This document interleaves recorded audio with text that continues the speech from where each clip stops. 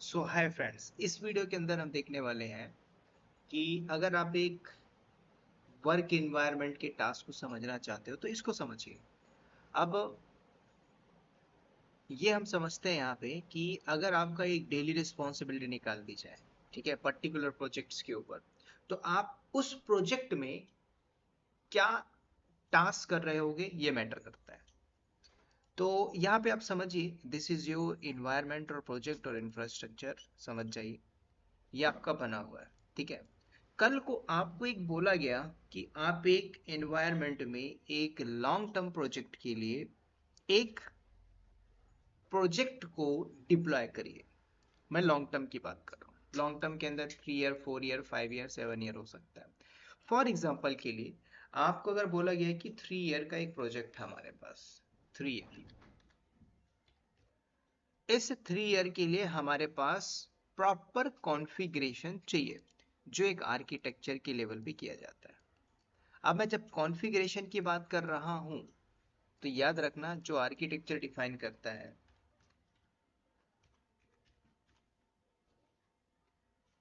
तो ये काम होता है उसका।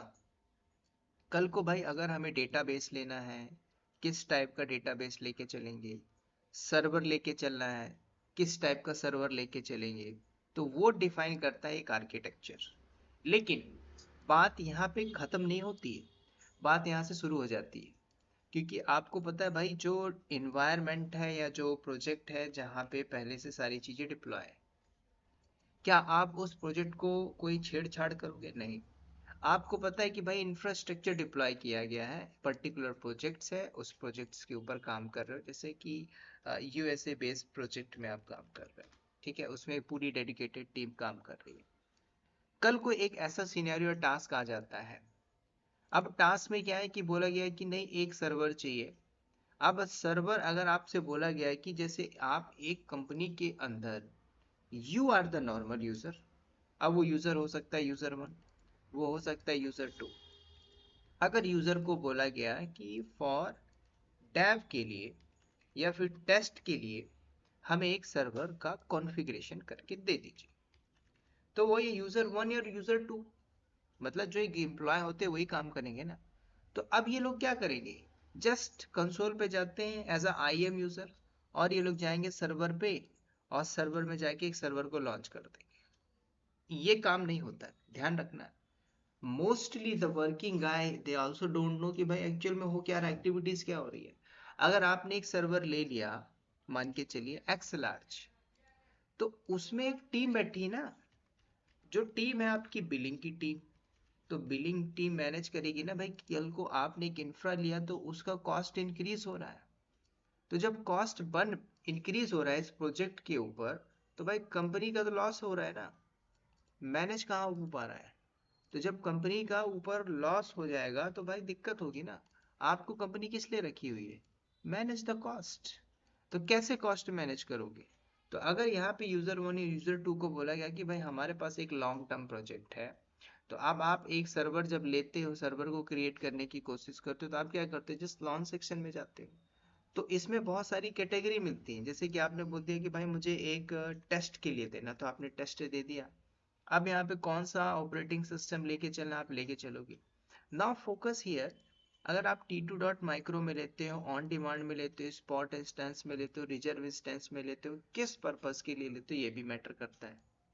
तो कई बार हमें भी नहीं पता होता है, मतलब हमें, मतलब कि आपने एक सर्वर लिया तो आपको पता होना चाहिए कि मैं सर्वर किस पर्पस के लिए ले रहा, है ना। अब टी की कैटेगरी है, सी की कैटेगरी, ये सारे मैंने ऑलरेडी बात किया है। हालांकि मैं इसके ऊपर डेप्थ लेवल पे आऊंगा कि compute optimisation, memory optimisation, transfer accelerated computing, है ना, ये सारे किस लिए होते हैं और किस पर्पस के लिए यूज होता है, ये हम देखेंगे।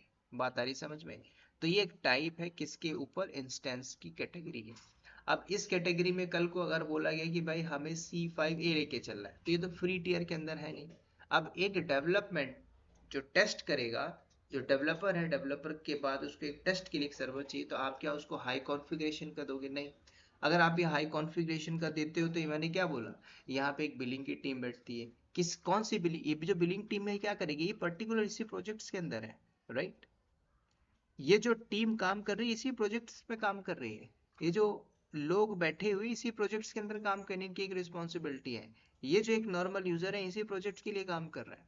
अब यहाँ पे मैंने क्या बताया था आपको, कितने तरीके से बताया कि भाई अगर जीरा यूज हो रहा है तो टिकट टूल होगा, ठीक है, सोनार की यूज हो रहा होगा, जेंकिंस यूज हो रहा होगा। तो ये एक प्रोजेक्ट पहले से है ना, उस प्रोजेक्ट के अंदर कोई छोड़ के चला गया, आपकी एक रिस्पॉन्सिबिलिटी, आप उस रिस्पॉन्सिबिलिटी के बेस में काम करोगे। तो कल को एक फ्रेश लेवल का भी अगर आप इंफ्रा बनाते हो, मैंने आपको बार बार बोला भाई आर्किटेक्चर डिफाइन 2 टीयर 3 टीयर के अंदर आपको सब कुछ एक डॉक्यूमेंटेशन फॉलो करना पड़ता है कि कैसे आपने इंफ्रा बनाया, मैनुअल हो या टेराफॉर्म हो या कैसे भी आपने बनाया हो, आई डोंट मैटर, आप हमें बना के दीजिए, दैट्स इट। ये आपका मैनेजमेंट बोलता है, आपको ये काम करना ही पड़े। तो आप क्या करोगे, यहाँ पे जाओगे, सिंपल से जाके लॉन्च कर लोगे, ठीक है। मैं आपको एग्जांपल दे रहा हूँ कि भाई मुझे एक रिजर्व कैटेगरी का चाहिए। तो अगर आप यहाँ पे थोड़ा सा डेप्थ लेवल पे जाते हो, तो यहाँ पे टाइप है, स्पॉट में लेते हो, कॉस्ट वेरी करेगा, कोई सेविंग प्लान है ना, इसको आप ले सकते हो। रिजर्व की कैटेगरी लेके चलोगे तो रिजर्व भी ले सकते हो। कंपनी के पास ज़्यादा ह्यूज पैसा है तो डेडिकेटेड लेके सकती है, कैपेसिटी रिजर्वेशन भी ले सकते हो। लेकिन आप पहले ये समझो, ये जो कैटेगरियाँ हैं, मतलब ये जो कैटेगरीज दिख रही हैं यहाँ पे, ये इंपॉर्टेंट है। आप किसी सर्वर को ले रहे हो, इनको आप पहले प्रॉपर डेप्थ लेवल पे जान लीजिए, पूरा खेल इसी के ऊपर है। आपने बैकएंड से लोड बैलेंसर लिया हो, S3 बकेट लिया हो, लैम्डा लिया हो, SNS लिया हो, कुछ भी लिया हो, वो मुझे मैटर नहीं करता। आपने इसमें बकेट में पॉलिसी लगा के रखी हो, KMS लगा के रखो, राउट 53 पड़ा हो, SSL सर्टिफिकेट लगा के रखो, I don't care about this, क्योंकि आपको पता है कि एक प्रोडक्शन के अंदर हमारी क्या डे टू डे रिस्पॉन्सिबिलिटी होती है, क्या हम चैलेंजेस को देखते हैं, करते हैं, ये मैटर करता है। तो इसके बारे में अगर आपको नहीं पता, तब फिर आप VPC पढ़ोगे, लोड बैलेंसर पढ़ोगे, तो आपका बेस्ट चीजें आएंगी। आपने लोड बैलेंसर किसको लिए, एक सर्वर को ही तो मैनेज करो, बैकएंड में लोड आ रहा है उसको बचाना ही तो है। तो ये सारी चीजें आपको पता होनी चाहिए। तो अभी के केस में मैंने बोला कि भाई मुझे एक रिजर्व सर्वर चाहिए, रिजर्व इंस्टेंस। तो मैंने क्या किया, रिजर्व को सेलेक्ट किया। तो जब आप रिजर्व लेते हो तो आपको बता देता भाई इसमें कॉस्ट में कितना बचा सकता हूँ, राइट। लेट्स सी, मैंने बोला मैं एक परचेस करना चाहता हूँ रिजर्व इंस्टेंस। अब रिजर्व इंस्टेंस कई बार आपसे इंटरव्यू में पूछ लेगा कि भाई मुझे 3 ईयर का कॉन्ट्रैक्ट, मुझे एक सर्वर लॉन्च करना है या फिर उसमें एप्लीकेशन डिप्लॉय करनी है। तो आप क्या करोगे, आप ऐसा नहीं बोलोगे कि मैं EC2 इंस्टेंस लूँ, उसके अंदर कैटेगरी है भाई रिजर्व इंस्टेंस, हम रिजर्व इंस्टेंस को लेके चलेंगे। तो कई बार आपसे ये क्वेश्चन जरूर पुटअप करेगा कि इसका टेनर क्या होता है ना, नूरी पूरी क्या होता है, ये सारी चीजें। तो प्लेटफॉर्म आप कोई सा भी ले सकते हो, जैसे कि भाई मैंने बोला सूजे मुझे चाहिए, सूजे नहीं लेते, यहाँ पे रेड हैट इंटरप्राइज लेके चलते हैं। ऑफरिंग क्लास के अंदर मैं स्टैंडर्ड लेके चलता हूँ। टाइम पीरियड ये आपसे पूछेगा ही पूछेगा कि मिनिमम मैक्सिमम, ठीक है। और ये जो क्वेश्चन मैं बता रहा हूँ ये क्लाउड प्रैक्टिशनर के अंदर ये इसी टाइप के जो छोटे मोटे क्वेश्चन होते हैं ना, वो इसी टाइप से पूछता है कि भाई आप सर्विसेज के अंदर गए हो, यहीं पे ये जो देख रहा है ना, मिनिमम 1 साल, मैक्सिमम 3 साल के लिए, मतलब 12 महीने 36 महीने। समझ रहे हो, बात समझ में आ रही है। तो ये आपका एक टेनर है, टाइम पीरियड है। तो आपने बोला कि भाई मुझे 36 मंथ के लिए चाहिए, 36 मंथ। उसके बाद टेनेंसी पूछ रहा है तो आप डेडिकेटेड लेकर चलते हैं, डिफॉल्ट, डेडिकेटेड मतलब आपने फिक्स कर दिया। तो मैंने बोला नहीं मैं डिफॉल्ट लेके चलता हूँ। टाइप की कैटेगरी क्या है, तो आपको पता होना चाहिए भाई, T है, S1 है, U है, ये सारी कैटेगरी पता होनी चाहिए। मैंने किस लिए बात किया था कि भाई जब तक आप वो कैटेगरी नहीं समझोगे, आप अपने हवे हवे में थोड़ी आप ये हाई कॉन्फ़िगरेशन का सर्वर ले लोगे अपने अपने हिसाब से। कंपनी का डॉक्स, कंपनी का प्रोजेक्ट्स, कल को आप जब एक आर्किटेक्चर बनाते हो तो सारे आर्किटेक्चर के अंदर बजट भी डिस्कस किया जाता है ना। कल को मान के चलो एक प्रोजेक्ट आया, उस प्रोजेक्ट की लागत है 200 करोड़ रुपए। तो भाई उस 200 करोड़ के अंदर ही प्रोजेक्ट बनाना है कि आप 2000 करोड़ ले जाओ, कंपनी का भाई लाला लग जाएगा। समझो, ट्राई टू अंडरस्टैंड।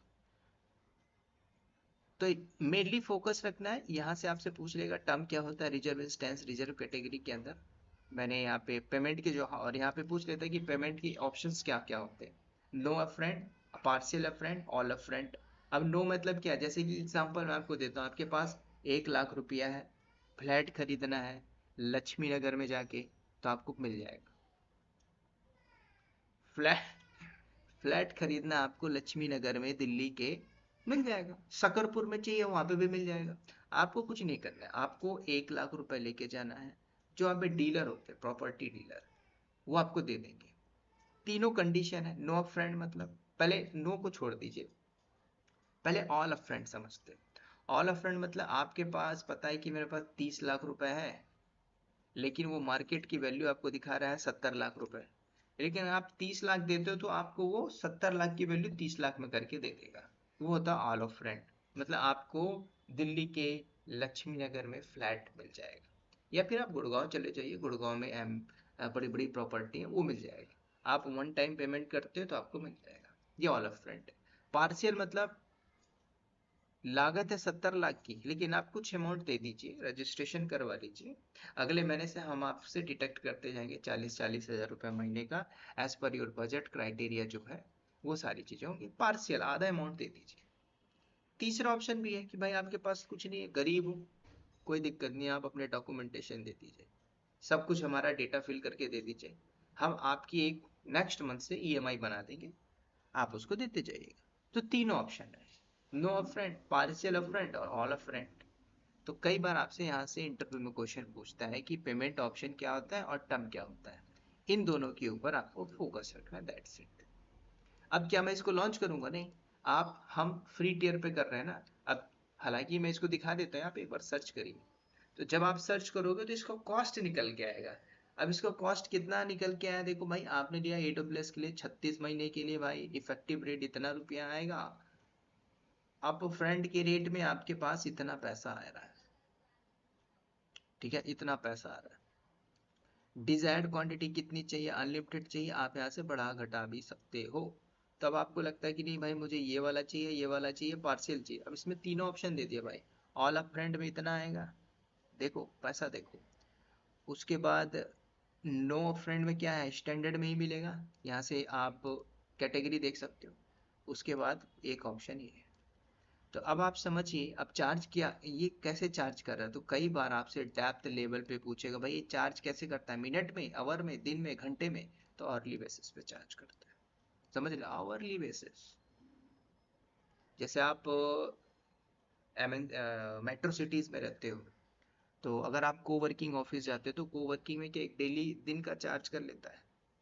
कहीं कहीं पे आप जाओ तो घंटे के हिसाब से चार्ज कर लेता है, समझ रहे हो। तो ये आपको बोलता है मैं आवरली बेसिस पे चार्ज करता हूँ, ठीक है। अब इसमें यहाँ पे एक भी देखना कि भाई जब ऑल ऑफ फ्रंट आप लेके चल रहे हो, मतलब कि पूरा का पूरा अमाउंट दे रहे हो, 1,000, मतलब 195,000। अब इसको डॉलर को देख लीजिए, कन्वर्ट कर लो भाई, कितना रुपए होता है, ठीक है।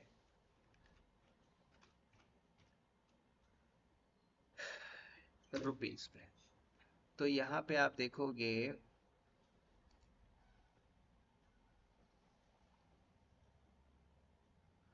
अरे बाप रे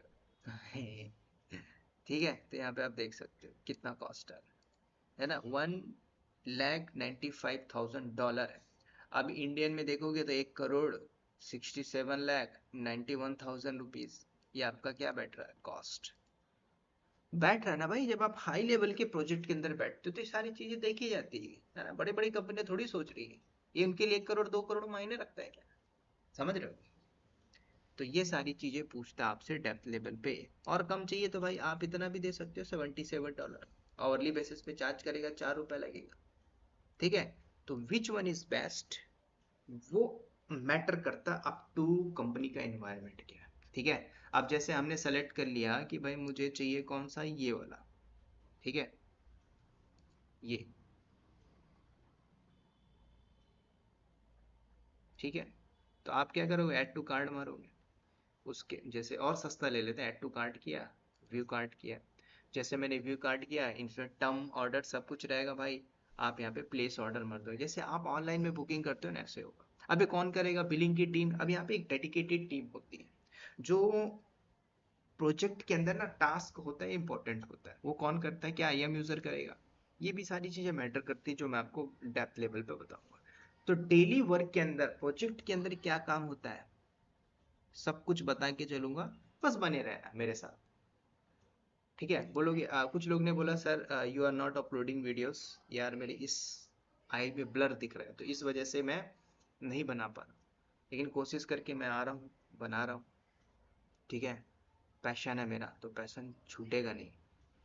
तो ये सारी चीज़ें ज़रूरी है, ठीक है, जो मैं आपको बता रहा हूँ। तो अभी मैं इसको ऐड नहीं करूँगा क्योंकि हम सब लर्निंग कर रहे हैं। जब आप एक प्रोडक्शन के अंदर बैठोगे तो आपके पास राइट्स मिलता है, तो उस राइट्स को यूज़ करना है और सारी चीज़ें करना है। लेकिन उसके बिहाफ में डेटा और नॉलेज आपके पास प्रॉपर होनी चाहिए, तब जाके कुछ होगा, नहीं तो हवा में खेलते रहोगे।